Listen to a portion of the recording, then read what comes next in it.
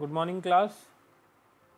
Today we are going to start our second unit, that is web application. और इससे पहले हम लोगों ने जो किया that all are basics, and today we are going to start with the syllabus part, that is web application basics. So in this particular chapter we are going to cover the session 1, working with accessibility options. Second session is networking fundamentals. Third session is introduction to instant messaging. Fourth session is chatting with a contact, Google Talk use करेंगे यहाँ पर. Fifth session है creating and publishing web pages, that means blogs. इसमें हम सीखेंगे कि blogs कैसे बनाते हैं, कैसे क्रिएट करते हैं और कैसे वर्क करते हैं. And sixth session is using offline blog editors. इसमें हम लोग डिफरेंट ब्लॉग एडिटर जो हमारे पास ऑफलाइन अवेलेबल होते हैं उनके थ्रू हम ब्लॉग्स को कैसे एडिट कर सकते हैं, कैसे वर्क कर सकते हैं, ये हम इसमें सीखेंगे. सेवेंथ है हमारे पास ऑनलाइन ट्रांजेक्शन्स. ऑनलाइन ट्रांजेक्शन्स में हम लोग सीखेंगे कि ऑनलाइन क्या क्या हमारे पास प्रोसीजर्स हैं जिसके थ्रू हम लोग ऑनलाइन ट्रांजेक्शन्स कर सकते हैं, नेट बैंकिंग वगैरह उनको हम लोग इसमें पढ़ेंगे. एंड यूपीआई मैथड जैसे हम लोग आजकल यूज करते हैं. और 8th सेशन है हमारे पास इंटरनेट सिक्योरिटी. तो आज हम यहाँ से स्टार्ट करेंगे. पहला सेशन हम लोग आज यहाँ कवर करने जा रहे हैं जो है हमारा, that is session 1 is working with accessibility options. So let's start with this. सबसे पहली बात, एक्सेसिबिलिटी ऑप्शंस हैं क्या और what are the functions of accessibility options. So computer actually क्या है? Computer accessibility refers to the user friendliness of a computer system for all regardless of their disabilities. See देखो, हम लोग जैसे नॉर्मल यूजर्स हैं, that we all are very fortunate कि हम लोगों के पास अपनी जो सेंसेस हैं वो सब बहुत अच्छे से वर्क कर रही हैं. कंप्यूटर के अंदर जो है तीन बेसिकली, जो मैंने इंट्रोडक्शन पार्ट में भी डिस्क्राइब किया था, दैट कंप्यूटर के अंदर तीन तरह की जो है लेयर्स होती हैं. एक है सॉफ्टवेयर लेयर, एक है hardware layer, and third one is user. Hardware work कर रहा है, सॉफ्टवेयर वर्क कर रहा है, बट अगर यूजर डिसेबल है, यानी यूजर में अगर कोई पर्टिकुलर प्रॉब्लम है, that it can be physical disability or it can be some other type of disability, तो उससे एक प्रॉब्लम आती है जिसको हम बोलते हैं इम्पेयरमेंट. इम्पेयरमेंट मीन्स आप किसी चीज़ से पेयर नहीं हो पाएंगे, यानी आप चीज़ों से कनेक्ट नहीं हो पाएंगे. तो जब जो इम्पेयरमेंट होता है वो इम्पैक्ट करता है कंप्यूटर की यूसेजेस को. और इसमें तीन तरह के इम्पेयरमेंट आते हैं. एक है आपका जो है, पहला है ब्लाइंडनेस है. ब्लाइंडनेस मीन्स आप देख नहीं पा रहे हैं, आप कंप्यूटर से कनेक्ट नहीं हो पा रहे हैं, आपको डिफरेंट तरह की विजुअल इम्पायरमेंट्स होती हैं. जो विजुअल इम्पायरमेंट्स हैं वो लो विजन हो सकता है, कंप्लीट और पार्शियल ब्लाइंडनेस हो सकता है, या फिर कलर ब्लाइंडनेस हो सकता है. ये जो सेकंड वाला पार्ट है दैट इज विजुअल इम्पेयरमेंट. और जो फर्स्ट है वो है कॉग्निटिव इम्पेयरमेंट. जो इम्पेयरमेंट्स हैं वो है लर्निंग डिसेबिलिटी है, सच एज डिसलेक्सिया है, attention defective, hyper active disorder है, या ऑटिज्म है. यानी ये चार तरह की हमारे पे डिसेबिलिटी होती है. जो डिसेबिलिटी है इसमें इम्पेयरमेंट्स आती हैं. पहला है कॉग्निटिव. जो कॉग्निटिव है इसमें क्या होता है? कॉग्निटिव एंड लर्निंग डिसेबिलिटीज़ होती हैं जिसमें आदमी भूल जाता है, अटेंशन नहीं दे पाता है, या हाइपर टेंशन ऑर्डर होता है, यानी वो ध्यान नहीं दे पा रहा है. तो इस तरह की जो चीज़ें होती हैं उनको हम बोलते हैं cognitive impairments and learning disabilities. दूसरी जो होती हैं वो होती है हमारी visual impairment, such as low vision हो गई, कंप्लीट विज़न इम्पेयरमेंट हो गई, पार्शियल ब्लाइंडनेस हो गई, कलर ब्लाइंडनेस हो गई, यानी आप कलर को आइडेंटिफाई नहीं कर पा रहे हैं, आप देख नहीं, पूरा धुंधला दिख रहा है, आपको ढंग से दिखाई नहीं देता है और बिल्कुल ही दिखाई नहीं दे रहा है. ये लो विज़न है, यानी आप स्पेक्स वगैरह यूज़ करते हैं, लेंसेज यूज़ करते हैं, बट उसके बाद भी आप पूरी तरीके से देख नहीं पा रहे हैं. जो तीसरे तरह की डिसेबिलिटी है या बोले इम्पेयरमेंट है वो होती है हेयरिंग. हेयरिंग मीन्स जिसमें आपको बिल्कुल नहीं सुनाई दे रहा है, या आपको कम सुनाई देता है, या फिर आप जो सुन रहे हैं आप उसको ढंग से आइडेंटिफाई नहीं कर पा रहे हैं कि वो क्या है। तो इस तरह की डिसेबिलिटी भी जो है वो हियरिंग इम्पेयरमेंट में आती है। And fourth one is motor और dexterity impairment such as paralysis हो गया, या आपको एपिलेप्सी वगैरह हो जाता है, या फिर कार्पल टर्निंग सिंड्रोम है, या कोई बहुत सारी ऐसी प्रॉब्लम्स होती हैं जिनके थ्रू मतलब आपके हाथ जो हैंड्स हैं वो ढंग से वर्क नहीं कर पा रहे हैं, या आप उनको यूज़ नहीं कर पाते। तो ये कुछ तरह की डिसेबिलिटीज़ होती हैं। तो बेसिकली आपको ज़्यादा नहीं, आपको ये याद रखना है कि पहली डिसेबिलिटी है हमारे पास कॉग्निटिव, सेकेंड है visual, fourth one is hearing, and fourth one is motor और डेक्सटेरिटी इम्पेयरमेंट।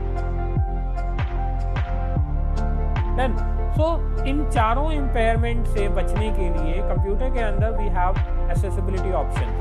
तो एक्सेसिबिलिटी क्या है? एक तरह का ऑप्शन है जो कि कंट्रोल पैनल में जाके आपको मिलता है, और जिसके थ्रू हम कीबोर्ड और डिस्प्ले और माउस के जो फंक्शंस होते हैं इनको हम अदर वे में कंट्रोल करते हैं। मैं आपको जैसे एग्जांपल देता हूँ, किसी के अगर मान लिया प्रॉब्लम है, हैंड में प्रॉब्लम हो जाती है, तो वो कीबोर्ड में अवेलेबल 2 कीज को एक साथ प्रेस नहीं कर पा रहा है। मान लिया for example, if you want to copy the text then you have to press Ctrl+C। But अगर किसी पर्टिकुलर पर्सन के हैंड में प्रॉब्लम है और वो Ctrl+C को एक साथ प्रेस नहीं कर पा रहा है, सो वहाँ पर एक प्रॉब्लम आ गया कि वो कैसे करेगा। फिर उसके लिए दोनों हैंड्स वो यूज़ करेगा।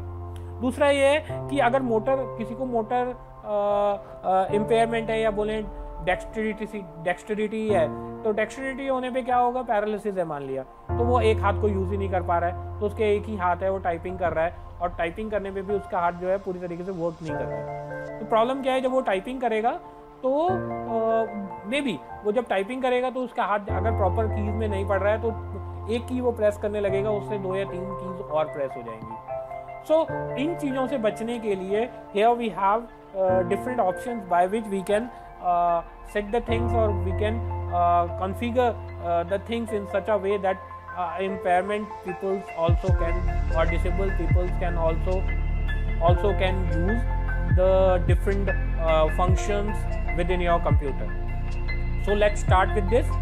So ये जो आपके पास accessibility option है ये मिलेंगे कहाँ? सबसे पहले है कि विंडो XP है, विंडो 7 के अंदर हम स्टार्ट मेन्यू में जाते हैं, वहाँ से हमें कंट्रोल पैनल में जाना है। कंट्रोल पैनल में हम यहाँ से ओपन करेंगे एक्सेसिबिलिटी ऑप्शंस। तो एक्सेसिबिलिटी विंडो कुछ इस तरह से दिखती है जो ये आप देख रहे हैं, this is called accessibility options. ठीक है, और सबसे पहला जो हमारे पास आता है, जो इसमें जो टैब्स आप देख रहे हैं, यहाँ पर पहला टैब है हमारे पास कीबोर्ड टैब, सेकंड टैब है साउंड टैब, तीसरा है display, mouse and general tab. So let's start with the keyboard tab. आज हम सिर्फ देखेंगे कीबोर्ड टैब के लिए। तो सबसे पहले जो कीबोर्ड टैब में एक्सेसिबिलिटी है ऑप्शन है, दैट इज कॉल्ड स्टिकी की। स्टिकी की क्या हुआ? जैसे मैंने अभी आपको बताया था, एक ऑप्शन होता है कि अगर आपको कॉपी करना है तो आपको Ctrl+C प्रेस करना है, बट जो पर्सन एक साथ 2 कीज को प्रेस नहीं कर पा रहा है, मे बी उसके फिंगर्स में प्रॉब्लम है, या उसका हैंड इस तरह से मूव नहीं करता है कि he can't be able to press 2 keys together at one time. So क्या करेगा, कैसे यूज करेगा? For example, if you want to press Ctrl+Alt+Delete together, so but आपके हैंड्स दोनों नहीं चलते हैं, या फॉर कोई भी प्रॉब्लम हो सकती है जो मोटर या डेक्सटेरिटी या पैरालिसिस की वजह से आपके हैंड जो हैं, या हमारे हैंड या किसी के भी हैंड वर्क नहीं कर रहे हैं, तो ये स्टिकी की will help that type of persons. तो इसके लिए क्या होगा? इसके लिए उनके पास ऑप्शन है कि वो स्टिकी की को ऑन कर लेंगे, एंड देन उसमें ये होगा कि जो कंट्रोल हो गया, ऑल्ट हो गया, और इस तरह की जो कीज़ हैं जो कि शिफ्ट हो गया, तो उसको अगर वो एक बार प्रेस कर देंगे तो वो कुछ टाइम के लिए, जब तक कि कोई और की प्रेस नहीं होगी, वो की एक्टिवेट रहती है। For example, if you want to press Ctrl+C together, तो क्या करेंगे? कंट्रोल को एक बार आप प्रेस करेंगे, एंड प्रेस करने के बाद जब हम C को प्रेस करेंगे तो वो Ctrl+C वर्क कर जाएगा, जिससे this is called sticky. Sticky means होता है चिपक जाना। तो जैसे हमने कंट्रोल को प्रेस किया तो वो स्टिक हो गया, और जैसे ही हमने C प्रेस किया तो वो स्टिक जो है हट जाएगा, बट Ctrl+C एक साथ एग्जीक्यूट हो जाएगा। तो this is a function of sticky key. तो you can activate from the control panel in accessibility in keyboard tab. Accessibility के अंदर स्टिकी की को आप यूज कर लेंगे, and it will help to operate multiple keys together. तो इसको apply करने का तरीका बहुत सिंपल है, यूज स्टिकी की ऑप्शन पे आप टिक कर देंगे, ये जो मैंने आपको अभी दिखाया, एंड नीचे से आप इसको अप्लाई कर देंगे and it will activate it. और नीचे जो हमारा नीचे आप देखते हैं ये जो स्पेस बार होता है, जो स्टार्ट मेन्यू में साइड में स्टेटस बार होता है, यहाँ पर ये ऑप्शन यहाँ पर हाईलाइट हो जाता है, दिस इज कॉल्ड स्टिकी की ऑप्शन। ठीक है, बाकी मैंने आपको बता ही दिया कैसे उसको यूज़ करना है। और इसको डिसेबल करने के लिए अगेन वहीं पे जाके कंट्रोल पैनल में एक्सेसिबिलिटी ऑप्शन में जाके हम लोग डिसेबल करते हैं। नेक्स्ट है जो इम्पॉर्टेंट की है, that is called filter keys. Now filter keys is what, वही मैंने आपको अभी बताया कि कई बार क्या होता है कि आपके फिर वही बात है कि मोटर या पैरालिसिस या किसी तरह की प्रॉब्लम है, आप कीबोर्ड अगर आप प्रेस कर रहे हैं या कीज को आप प्रेस कर रहे हैं तो कुछ अननेसेसरी कीज साथ में प्रेस हो जाती हैं, जैसे स्पेस बार प्रेस हो गया, बीच में आप ए दबा रहे थे, साथ में बी और दब गया। तो इसके लिए क्या होता है, इग्नोर रिपीटेटेड कीज, इस ऑप्शन को यूज करने से ये इग्नोर कर देता है रिपीटेटेड की स्ट्रोक्स को। फॉर एग्जांपल आप ए प्रेस कर रहे हैं, तो ए पे आपने रखा और प्रेशर ज़्यादा हो गया, तो ए क्या होता है, मल्टीपल टाइम्स आ जाता है। तो जो डिसेबल पर्सन होते हैं, जो इम्पेयरमेंट जिनके डिसेबिलिटी होती है, तो उन लोगों के लिए ये हेल्प करता है कि वो जो मल्टीपल रिपीटेटेड की स्ट्रोक्स होते हैं उनको इग्नोर कर देता है। इसको भी जो अप्लाई करने का तरीका है, आप यहाँ से जाएंगे, ये जो आप देख रहे हैं फिल्टर कीज का ऑप्शन, यहाँ पर आप इसको क्लिक कर देंगे एंड ओके पे प्रेस कर देंगे तो ये अनेबल हो जाएगा। ये कीज जब हम देखते हैं तो ये जो देख रहे हैं आप वॉच आइकन जो है, ये इस तरह से आपके स्टेटस बार में शो होने लगता है, जिससे आप समझ पाएंगे या देख पाएंगे कि आपका जो सिस्टम ट्रे होता है उसमें दिखेगा कि आपका जो ये पर्टिकुलर फिल्टर की ऑप्शन है ये इनेबल्ड है आपके सिस्टम में। नेक्स्ट जो ऑप्शन है और बहुत इंपॉर्टेंट ऑप्शन है, that is called as toggle key option. Toggle keys होती है जैसे कैप्स लॉक हो गया,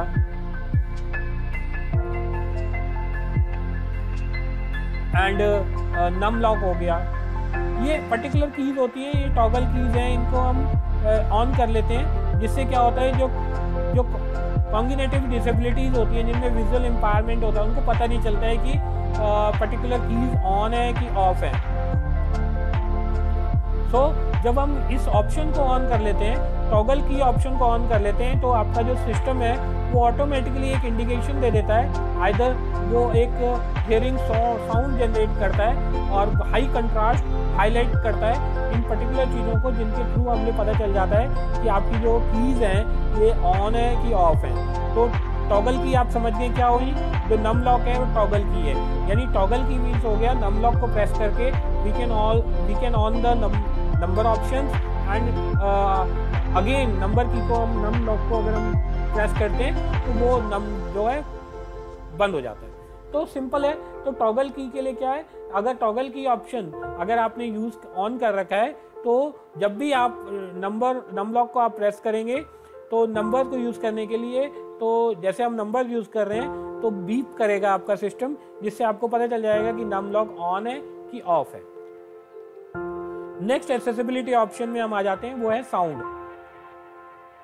ठीक है, तो साउंड ऑप्शन में सबसे पहले है हमारे पास साउंड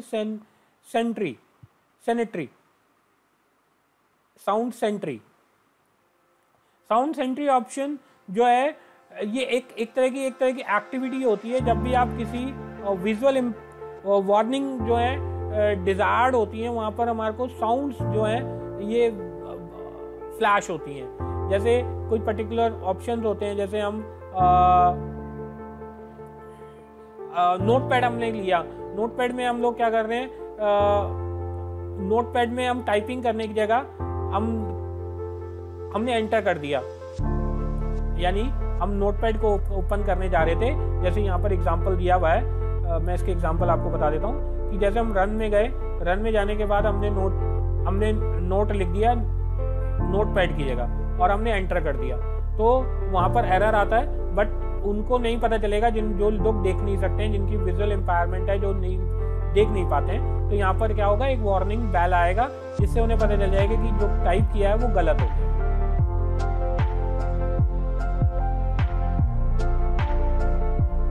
नेक्स्ट है शो साउंड्स। तो ये क्या करता है, शो साउंड ऑप्शन से अगर हमने कर रखा है तो show sound instruct application that convey information by sound to also provide information visually through text captions और इंफॉर्मेटिव आइकन्स। इसको हमें यूज़ करने के लिए वहीं पर शो साउंड का ऑप्शन है, उसे हम ऑन कर लेंगे, उसके थ्रू ये आ जाता है। नेक्स्ट है डिस्प्ले टैब में अगर आप जाएंगे, डिस्प्ले टैब यहाँ पर जो दिख रहा है इसमें हाई कंट्रास्ट हम लोग यूज़ करते हैं, तो जो ऑप्शंस होते हैं वो हाई कंट्रास्ट हो जाते हैं, इसको हमें सेलेक्ट करके यहाँ से हम लोग अप्लाई कर सकते हैं। नेक्स्ट है कर्सर ऑप्शंस हैं। कर्सर ऑप्शंस क्या होते हैं, कई बार कर्सर ब्लिंक कर रहा है और हमें दिखाई नहीं दे रहा है और उसका जो साइज है हम रिड्यूस और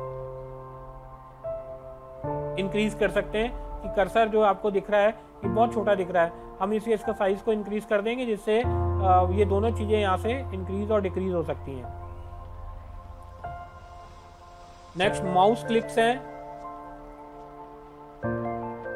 अब माउस, कई लोग होते हैं जो माउस को यूज़ नहीं कर पाते हैं, तो वो माउस कहाँ से यूज़ करेंगे, वो कीबोर्ड के थ्रू माउस को यूज़ करते हैं। तो उसके लिए हम लोग यहाँ से माउस कीज़ को ऑन कर सकते हैं एंड कीबोर्ड में जो नंबर कीज़ होती हैं उनमें जो एरोज होते हैं उनके थ्रू हम माउस के कर्सर को कंट्रोल कर सकते हैं। तो माउस टैब जो होता है माउस की होते हैं। And last one is journal tab. ये एडिशनल वर्किंग फैसिलिटीज़ को डिफाइन करने के लिए होता है। So thank you very much, आज के लिए बहुत है इतना। और नोट्स बुक को आप रेफ़र करेंगे तो आप जल्दी से समझ पाएंगे। मेरे वीडियो को देखें और जो मैंने एक्सप्लेन किया है उसे समझें और बुक को ज़रूर रेफ़र करें, अदरवाइज समझ में नहीं आए। तो थैंक यू वेरी मच, आज के लिए बहुत।